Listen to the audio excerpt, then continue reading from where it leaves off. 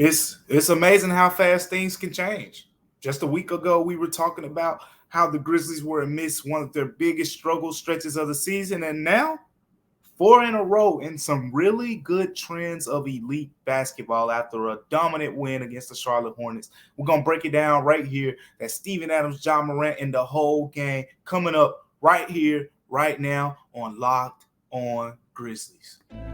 You are Locked On Grizzlies, your daily Memphis Grizzlies podcast, part of the Locked On Podcast Network, your team every day.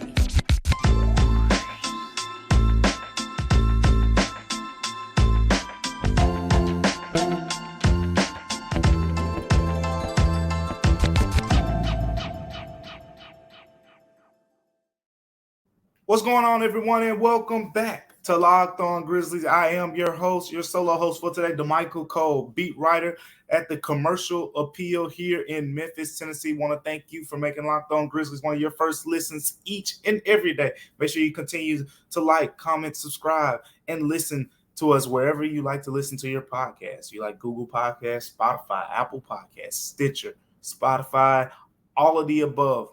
Wherever you like to listen, even YouTube, if you want to watch. Locked On Grizzlies is available. Well, the Grizzlies were available last night on the first night of a back-to-back. And usually when you play a back-to-back, there's one result that stands out above the rest that you hope for, but it doesn't happen too often. You want to blow out the opponent and allow your starters to not have too much wear and tear before that second game, so you can kind of go into that game at least a little bit fresh. It's still going to be the second night of a back-to-back, but at least a little more legs than normal. And the Grizzlies were able to do that against the Charlotte Hornets, 131-107 win. So you get the best of both worlds. You get a dominant win, a convincing win, and then if you go by the starter minutes here, Dillon Brooks, a hair over 25 minutes. Jaren Jackson Jr. at 24 minutes. Steven Adams at 27. Desmond Mason at 26. Jon Morant, 26 minutes, 40 seconds. All your starters were below, not only just below 30 minutes, but below 28 minutes. So a solid sign for the Grizzlies that they were able to keep all the guys pretty much, at a reasonable minutes number going into the second night of a back-to-back. And not only that, the Grizzlies won on the road. The Grizzlies entered that game against the Hornets 8-10 on the road. And there are a lot of things that we could talk about from that game. Of course, there is a game tonight, so we're going to preview that game as well. But before we get to that, I think there were some notable rotation changes that we should talk about coming from this game. I talked to the players before they headed out to Charlotte, talked to John Conchar, Tyus Jones, a couple other guys. We can also add some of that in this episode as well. But the first thing we got to talk about, stands out above everything else, is the defense. Talked about during the first three games of this win streak how the defense has kind of led the charge, right? That didn't change. That didn't change on yesterday. Check this out. Charlotte Hornets shot 40.4% from the field and 11 of 38, which is 29% on three-pointers. Not only that, the Grizzlies were able to get 10 steals. They also got 8 blocks. What's the key right now to this defensive, I guess you can say they're peaking, in a way. Maybe not necessarily in the terms of this is the best the Grizzlies will play, throughout the entire season. But this is the peak of the Grizzlies defense to what we've seen to this point.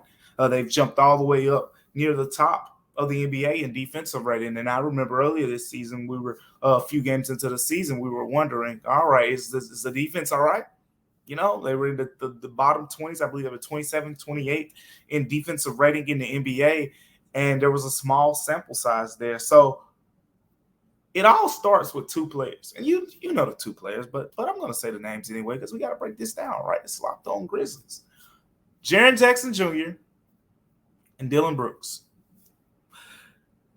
This is kind of like we talk about, in a way, on the offensive end, right? We talk about how Jon Morant and Desmond Mason are like your perfect backcourt pairing, where you have one guy who is one of the NBA's top paint scorers in the game, and then you have another guy who's one of the top shooters. It's just hard to kind of stop both of their games at one time when they're in groups.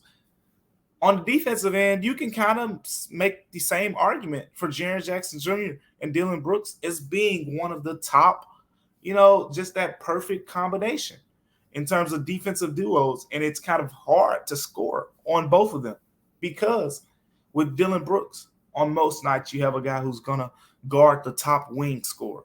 It's going to give him a tough time. Then you have Jaren Jackson Jr., who's going to protect the paint, who's also very versatile, who can go out and guard guards on the perimeter and hold his own. And then, when they try to drive the basketball, he'll block it from behind. Or when they try to shoot over him, he uses his long wingspan and they can barely see the rim. So you have the best of both worlds with these defenders because, look, at the end of the day, Dillon Brooks isn't going to give you a lot of blocks. Dillon Brooks isn't going to give you that many steals. But he's going to give you tremendous hustle, grit, toughness. He's going to stay in front of his man, and his man is going to struggle to shoot the ball against him more times than not. And then with Jaren Jackson Jr., you're going to get a lot of blocks. You're going to get some steals. You're going to get more deflections. He's a big reason why this team, the Grizzlies, were outside of the top 10 in the NBA in steals and blocks when Jaren Jackson Jr. returned. They're in the top 10 in both now. Just a complete game changer, game record. But both of those guys are big reasons why the defensive activity on the Grizzlies as a whole has kind of changed. We talked about all the matchups that Dillon Brooks has gotten during this 4-game stretch, right? Pascal Siakam to start it off. Then Zion Williamson. Then he guarded De'Aaron Fox. In this game, it was LaMelo Ball. LaMelo is a terrific passer. He's a guy, quite frankly, I love watching this guy play. I think, just the sky is the limit for him. But he had 23 points and 12 assists in this game. That sounds good. But then you remember LaMelo Ball shot 7 of 23 from the field. Why did he shoot 7 of 23 from the field? Well, it's pretty simple. Dillon Brooks was his primary assignment. When that's your primary defender, there's going to be a lot of nights like that. And there have been a lot of nights like that for some of the best NBA scorers in the game. So that's a kudos to the defense that Dillon Brooks is playing, on the ball. And then you have Jaren Jackson Jr., who's going to be there to protect the rim. In this game, 3 blocks for Jaren as well. And then there's another guy I want to shout out as well, and that's Steven Adams, what he's doing defensively. Steven Adams with another game. Check this out. He had a block. He had a steal. He had 2 blocks. It's 2 blocks in this game for Steven Adams, and that's another game with multiple blocks for him. And this guy, for his career, he's never averaged more than 1 block per game, but he's really been protecting the rim a lot to the point lately where the Grizzlies are allowed to have Jaren Jackson Jr. take away more risk and just be more, I guess you could say, of a freelancer defensively, because in the reality of the sense, if Jaren Jackson Jr. is protecting the rim, you want him protecting the rim, and you don't want him, vacating that area, because once that area is vacated, teams are probably going to get an easy 2 points. Not on this team. Jaren Jackson Jr. can go defend on the perimeter. If he gets beat off the dribble, more times than not, he's going to recover. But if he does get beat and he's unable to recover, well, guess what? You got to beat the 7-foot, 265-plus pound, Steven Adams at the rim now and score through him. And Steven Adams has done a great job of kind of, stabilizing things there when Jaren Jackson Jr. is in the game, when Jaren Jackson Jr. is out of the game. And quite frankly, when they're playing together, it just gives the defense more versatility to move their pieces around however they may. But the defense is peaking right now. The defense is playing some of its best basketball of the season, and quite frankly, they're taking their opponent's lunch right now. You come to play the Grizzlies, it's going to be a long night for your best scorer, and we've seen that night after night. We saw Pascal Siakam, he struggled. Zion Williamson struggled. De'Aaron Fox, one of the best clutch players in the NBA this season. In that fourth quarter, he didn't give you much against the Grizzlies. And then now LaMelo Ball, who continued his streak of, I think he's at 12 consecutive games or so of 20 or more points, but it came at a cost. 23 shots to get 23 points. That's the Dillon Brooks effect. That's the Grizzlies effect, and that's the overall team effect. But you know what effect I like to have on me? That's Built Bar. When you're thinking about lunch And, I talked about how the Grizzlies defense is eating right now. You know what I like to eat? I like to eat Built Bar. Well, here's the thing. If you need a delicious treat and you don't want all the fat and the calories, but you still want something delicious, right? We're not talking about all that super healthy food that just tastes, like a piece of paper or something. We're talking about Built Bar, because at the end of the day, you got to try Built Bar if you want a nice, delicious treat, but you don't want to gain a lot of fat and a lot of calories and things like that. But that's what makes Built Bar so good. But what really makes it good is, for starters, it's 100% covered in real chocolate, and it comes in so many unbelievably good flavors. I'm talking about peanut butter brownie, coconut almond, churro, however you like it, Built Bar has it for you.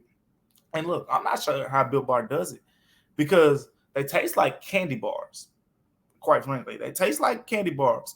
But the best part about Built Bar is it's healthy. Only 130 calories and 4 grams of sugar, with a whopping 17 grams of protein. So look, how do you get Built Bar, right? You don't got to walk around for a box of Built Bar. It's very easy to get. You can go over to built.com right now. But if you're not one of those online people and you're old school, guess what? You can go to your local Walmart. If you got you're a Sam's Club member, you can go to your local Sam's, and Built Bar is available there as well. Head to your nearest Walmart today and walk to the pharmacy section and just grab yourself a box of Built Bars. You can pick up a 4-bar box, of cookies and cream, double chocolate, the coconut puffs, who I'm very fond of as well. And you can do the same thing at Sam's Club, and you can just grab you an even bigger option. So remember, Built Bar is now not only available on built.com, you can go to your nearest Sam Club and your nearest Walmart to check out Built Bar as well. Checking out the Grizzlies in the rotation right now, and there were some notable changes in this recent game, and nothing too wild. I think we'll see this continue to change over the course of the season, and Taylor Jenkins has a thing for filling out lineups and filling out who plays well together and whatnot. But let's not bury the point here.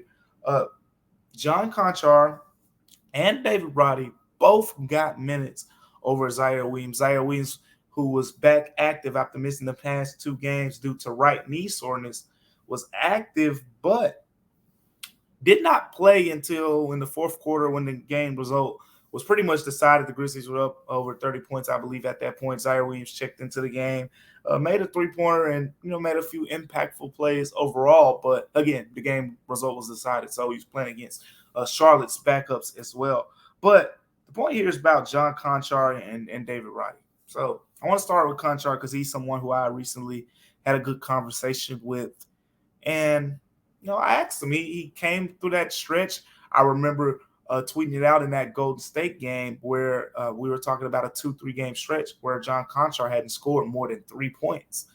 And that really did not change until the Raptors game. The Raptors game, when the Grizzlies made the 3-pointers, I think they made 13 3-pointers the first game. They made, over 10 3-pointers during that whole losing stretch they had there.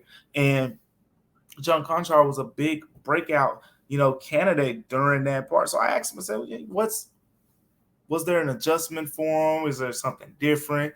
And he basically, it just talked about how, the difference between going to the starting lineup, going to the bench role, adjusting. It's not really an adjustment, he said, in terms of the guys you're playing with, because you're pretty much playing with the same players. And if you watch the Grizzlies really closely, that's kind of how they do it. They don't bring in the 5, guys off the bench together. They mix and match them. 2 guys will go in with, Desmond Bain, Tyus Jones, Desmond Bain and Jaren Jackson Jr., and a couple guys will go in as well with John Morant, Steven Adams, and Dillon Brooks. They mix and match the groupings, the parents. So John Conchar talked about how it's not really a difference there, more so just, the minutes change, the when he comes in the games and things like that. So I think he made some good points overall, but John Conchar in this game only took 1 shot. Overall, finished with 2 points. But that's not the point I want to make here, because Jon Conchar did say as well while talking to him, because we talked about it at the beginning of the season. I know Joe is a little bit more animated than me when it comes to the amount of shots that Jon Conchar takes, but Jon Conchar said, yeah, he feels like, he's pretty much doubled his shooting output, which is accurate, and he still wants to shoot more. So he's aware of that. I just want everyone to know Jon Conchar does believe that he needs to shoot the basketball more. So we'll see what that, turns into. But simply in the simplest form of it, if you look at the shots that Jon Conchar takes, most of his shots are clean, wide open looks. He has one of the highest percentages in the NBA of shots that are basically wide open, where a defender is not within arm's reach. So the good part about that is he's shooting the ball when he gets super open looks. But the other side of that is, if you want to see a more aggressive side of him, you want him to take the ball off the dribble, or, create a little bit of space on his own, which we've seen Desmond Mason, evolve at more than probably anyone on this team, to this point. And speaking of Desmond Mason, I do want to point out his impact on this game as well. 19 points and 10 rebounds for Desmond Mason. I think that's it is the first career double-double for Desmond Mason up to this point of his career. But it's not only that. He made a couple three-pointers as well. And you can see he's getting closer. 8 of 16 shooting from the field. And this came after missing, I think 2 or 3 shots at the rim that are very, very, makeable shots. He's taking good shots. He's showing some of that burst when he puts his foot in the ground, goes off the dribble and gets to the basket. Some of that burst is there. But I think Desmond Mason is still rounding into form. Again, foot injury, these things are a little bit different. He's still rounding into form there as well. Ziaire Williams is also still rounding into form, as I said earlier. And if Jon Conchar wasn't a huge surprise, being in front of Ziaire Williams in this past game. Remember, Ziaire Williams had just passed Jon Conchar in the rotation right before, getting his right knee soreness and missing 2 games. So Jon Conchar surpassed him, but David Roddy also got minutes where Ziaire Williams would play, and David Roddy was impactful in this game. Definitely got to point that out as well. I thought he had some really, really big minutes, and quite frankly, you got 9 points from David Roddy and 3 or 4 shooting, 3 or 4 at the free throw line, and he was aggressive. He was aggressive to the point of he was +7 in 19 minutes. And here's the thing about David Roddy. David Roddy in college, this is why you got to give him some time. And you got to give all the rookies some time, but because of the adjustment. But there's a certain adjustment for each guy on why they need times, because it's not simple as every guy's learning the NBA playbook and making that adjustment to the game speed. It's not always that simple. David Roddy in particular, this is a guy who at Colorado State did a lot of his damage inside of the paint, did a lot of his damage as, a small ball 5 or power forward, and kind of, putting his back to the basket and putting his shoulder into the chest of opponents and getting easy shots around the rim. You can't think of too many times you've seen David Roddy play like that with the Grizzlies. You're seeing him on the perimeter more, seeing him take a lot of three-pointers and things like that. But I'm sensing the comfort. A big sign of the comfort is when a guy can take the ball, off the dribble, because, he's a rookie, right? He doesn't want to make a mistake. When he gets that ball to shoot the three-pointer, he's going to let it go. But we saw that a lot with Ziaire Williams as well. But you know what? There were 2 plays in a row in yesterday's game. David Roddy got the basketball, took it off the dribble, went into a guy's chest, and made a layup twice. And this is something I kind of talked to him about. And he wants to do that. He wants to use his size and make the right plays and things like that. Now, there was a situation a couple games ago where he had a back-to-the-basket situation. He was backing a guy down, turned around, made an easy layup. And I asked him after that game, I said, hey, is that a sign of things to come? Are we going to see more back-to-the-basket David Roddy? And he said, no, that just was, situational. So I would say don't expect, David Roddy to turn into, the back-to-the-back Colorado State guy, because I alluded to it when I saw it. I said, that's Colorado State David Roddy. That's what made him a first-round pick. But what also made him a first-round pick is his versatility. That was something that the Grizzlies, since draft night when Zach Kleiman spoke to the media, kind of, complimented David Roddy on his versatility, and we're seeing that, right? He's guarding guards, he's guarding forwards, he's guarding, guys who can play center as well. So David Roddy's been put in a lot of situations so far, and we'll see how this matchup kind of, develops over the course of time. Does David Roddy continue to get the minutes in front of Zaire Williams? Or was this more of a case of, hey, Zaire Williams is returning from the right knee soreness. We've seen him, this was something that kept him out at the beginning of the season when he had the patellar tendonitis in his right knee. So was it more of just the Grizzlies being careful? We'll find out on the second night of a back-to-back here against the Orlando Magic. And speaking of this game against the Orlando Magic, that's what we're going to talk about next. The Grizzlies on the second night of a back-to-back and a chance to move to 500 on the road. Talk about that coming up after the break. But before we get to that, we have to discuss LinkedIn. See, LinkedIn has helped me get some opportunities. LinkedIn is a big network opportunity for the people out there in the job market, because LinkedIn is where you go. You post your jobs for free, and you get the applicants that you need for free, depending on the side of the margin you are on LinkedIn. If you're looking for people who are applying for jobs and things like that, LinkedIn is also the place to be. And that's why, with LinkedIn, I talk about LinkedIn a lot, because I remember when I created my LinkedIn profile. Made a nice little fancy page and put all my resume building stuff on there, and it really helped me out to getting some of the jobs that I've got now. But there's a different way you can look at it as well, because if you're a small business owner or you're a hiring manager, that success in 2023, it all depends on team members that you surround yourself with. And that's why you have to check out LinkedIn Jobs, because with LinkedIn Jobs, you can hire qualified candidates more efficiently by matching open roles with people who have the skills, values, and experiences to help you achieve your goals. And remember, I said when I made my LinkedIn profile, I had to put my skills on there, I had to put my values, and I had to put my experience. So all you have to do as the hiring manager, you go check those things out, and you see what qualified candidates meet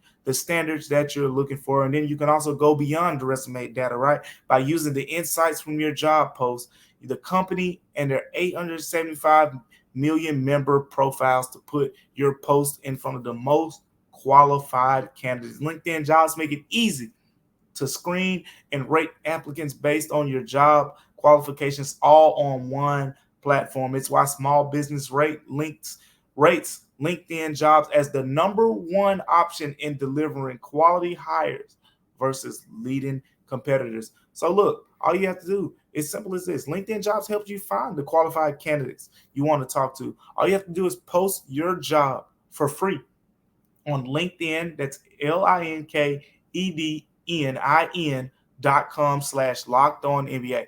All you have to do, post your job for free at LinkedIn.com/LockedOnNBA. Terms and conditions do apply. I want to thank you again for tuning in to Locked On Grizzlies. And remember, make sure you continue to make Locked On Grizzlies one of your first listens each and every day. We appreciate you tuning in to Locked On Grizzlies. And lastly, here, wrapping up our last point, we want to talk about this upcoming game against the Orlando Magic, because you see the Orlando Magic just on paper, right? And they don't have any standout categories. This isn't a great shooting team. They're a decent rebounding team, but it's nothing that could scare the Grizzlies, who are right now second in team rebounding and also one of the top offensive rebounding teams in the NBA. They aren't, the scariest teams when it comes to protecting the rim. They aren't, this super fast team in transition. They're 14-24, right? But let me tell you something.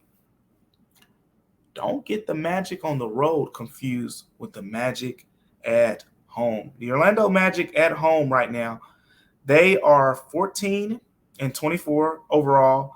The Magic are 10-11 at home. That's right on par with the Grizzlies' road record of 9-10. So I think it's important to point out that this is a young team, and with a lot of young teams, you see the difference when they're playing at home and the difference when they're playing on road. And I'm going to point out just some statistical things that we've noticed here. There's not a big difference, when it comes to their three-point attempts. They still shoot right around the same amount of three-point attempts per night when they're at home and when they're on the road. So that's not the difference. That's not where the difference comes in when we're talking about this team. But they make more field goals. They're making 41 shots out of 85 attempts, whereas it's 38 shots out of 85 attempts when they're on the road. They're passing the ball better, averaging 24 assists at home compared to 20 assists on the road. More than anything, 114 points per game at home, 105 on the road. So 105.7 on the road, 113.8 points per game at home. This isn't a team to overlook. I think second night of back-to-back, and the Magic are also on the second night of a back-to-back, but they should be getting Franz Wagner, one of their top scorers, second leading scorer, back in this game as well, and that should be a bonus to them. And Jalen Suggs is also questionable after missing a lot of time, but he helps strengthen that point guard position. And I think with the Magic, it all comes down to this. The first question that we want to ask here is, which assignment does Dillon Brooks get? I've mentioned it during his 4-game winning streak. He has kind of wiped out, the leading scoring options of these previous 4 opponents. So who does Dillon Brooks get? Because the thing about the Magic is it's a pretty balanced roster overall, but 2 guys are above the pack when it comes to offensive production. Paolo Banchero and Franz Wagner. So with Paolo, you get a guy who is averaging 21 points, which is your lead scorer, but a little bit less efficient. He averages 6.7 boards, but he shoots 43.6% from the field. Franz Wagner, he's a second-year guy, averages 19.9, basically 20 points per game, and he gives you 48% shooting instead of the 43.5% that we're talking about with Paulo. And he shoots better from three-point range as well. But only 3.5 assists for him, 4 assists for Paulo, so they both have the playmaking ability there. But which guy gets which guy does DB get? Paulo is a guy who's playing more minutes at the 4 between the two. If you're talking about probable starters in this game for the Magic, Markelle Fultz is probably your point guard. By the way, he's been shooting the basketball a little bit better, only making 0.5 three-point attempts per game. But when he shoots it, I think he's shooting at a 36% clip or so right now. But he's the point guard on the ball, defensively, nice long arms, can get some steals and things like that. Gary Harris, most Grizzlies fans will remember from his Nuggets days, him being a solid on-the-ball defender, capable of knocking down some shots as well. But everything around Orlando right now revolves around Wagner and Paulo as the 3 and the 4. If you're just going by matchups, you'll put Dillon Brooks on Franz Wagner, and then Jaren Jackson Jr. gets Paolo Banchero. But here's the thing about that. Here's where the question comes into play. Paolo Banchero is physical. He's 6'9". He's 250-plus pounds, and he attacks, right? So if you look at just the numbers with Paolo Banchero on this season, he's getting to the free throw line at 8 attempts per game. He makes 6 free throw attempts per game, and he averages 7.9 free throw attempts. So for me, the elite category for free throw attempts per game is 8 free throw attempts. And he's right there. He shoots it at a 75% clip. But the point here is, if you're just going by traditional matchups, Banchero will be matched up against Jaren Jackson Jr. But do you want that matchup because of the potential? He's going to challenge him. Jaren Jackson Jr. is going to get his blocks, but there may be some fouls that come with that as well. So it'll be interesting to see how Taylor Jenkins goes with this because I don't know. But if it was me, I do think, you put Jaren on Paolo Banchero, you put Dillon Brooks on Franz Wagner, who's the more efficient option. So you kind of, decrease his efficiency a bit, and you take what Paolo gives as well. But overall, this is a very winnable game for the Grizzlies. This is a good chance for Memphis to get back to 10-10. and with a 500 record on the road, right? I remember last season, Grizzlies were 26-15 on the road. It was a big reason why they had a 56-26 record in the number 2 seed in the Western Conference, because they were great on the road. If you look at all the other top tier teams in the Western Conference right now, among the top 5 seeds, the Grizzlies have the worst win percentage on the road. If the Grizzlies want to become the potential number 1 seed in the Western Conference, that has to improve. And matchups like this one against a struggling Orlando Magic team that's still, they're young. They've beat some really good opponents, but they're still trying to find their groove. This is a type of night where the Grizzlies can kind of fix, some of those things. Thank you for making Locked On Grizzlies your first listen today.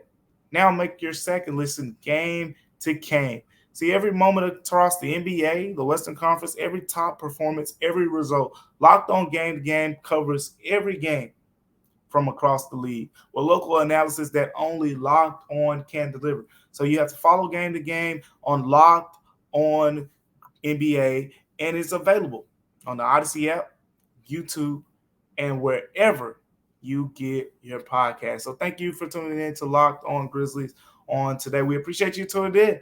Now, the next episode, we're going to recap what happens in this matchup against the Magic. Me and my partner, Joe Mullen, should be back together. So thank you for tuning in to Locked On Grizzlies, and I'll see you next time on Locked On Grizzlies.